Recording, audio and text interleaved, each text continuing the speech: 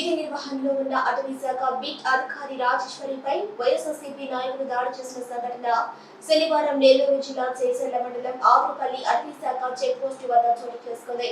అటవీ శాఖ బీట్ అధికారి రాజేశ్వరి మాట్లాడుతూ తెలంగాణ గత కొద్ది రోజులుగా చేచెర్ల మండలానికి చెందిన వైఎస్ఆర్సీపీ నాయకులు పులివర్తి వెంకటేశ్వర నాయుడు, చేచెర్ల వైస్ ఎంపీపీ వేలూరు తిరుపతి నాయుడు, మురళీకృష్ణ వేధిస్తున్నారని, వీరి వేధింపులకు నేను నా బిడ్డలు ఆత్మహత్య శరణ్యమని రాజేశ్వరి కన్నీరు మున్నీరుగా విలపించింది.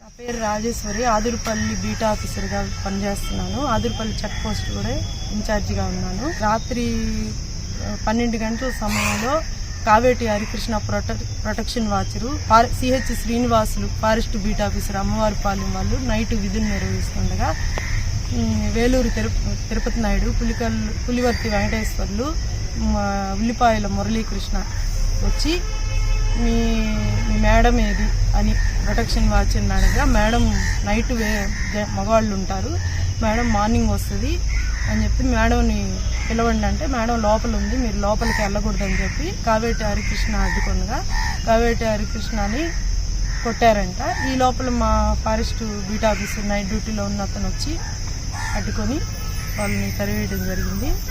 తర్వాత మళ్ళీ ఆ విషయాన్ని హరికృష్ణ నాకు ఫోన్ ద్వారా తెలిపాడు.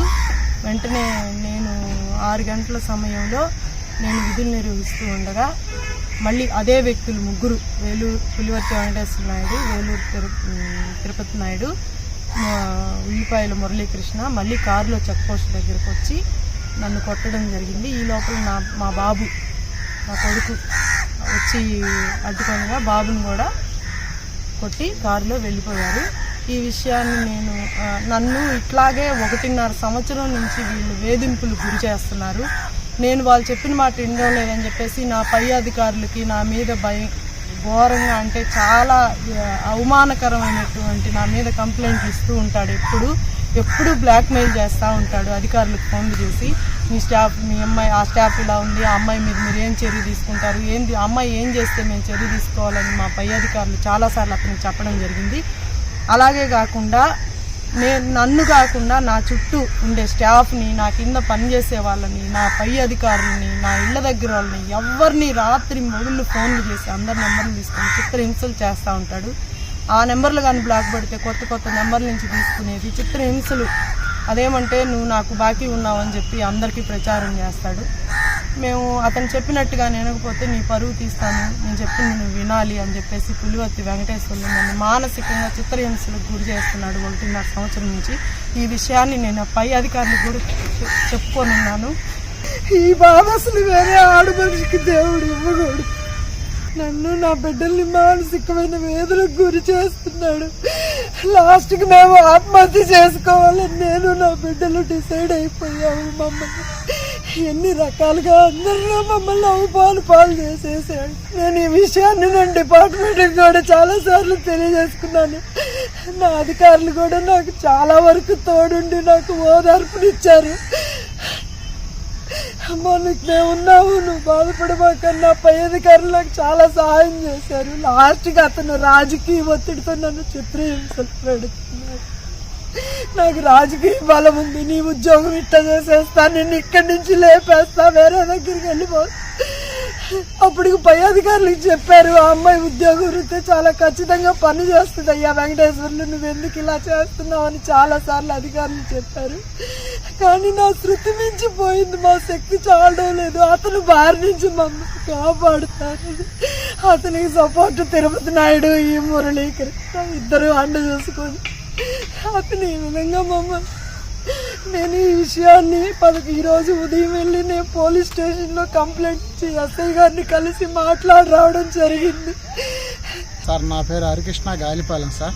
నేను ఆదురుపల్లి చెక్ పోస్ట్ ప్రొటెక్షన్ వాచర్గా పనిచేస్తున్నాను. రాత్రి నైట్ డ్యూటీలో ఉండగా కొంతమంది నాగలేటూరు, వెంకటేశ్వర నాయుడు, తిరుపతి నాయుడు, మురళి అనే ముగ్గురు వ్యక్తులు 11 గంటలకు ఇక్కడికి వెహికల్ వేసుకొని రావడం జరిగింది సార్. ఇక్కడికి వచ్చి మీ మేడం గారు ఉన్నారా అని చెప్పి నన్ను ప్రశ్నించారు.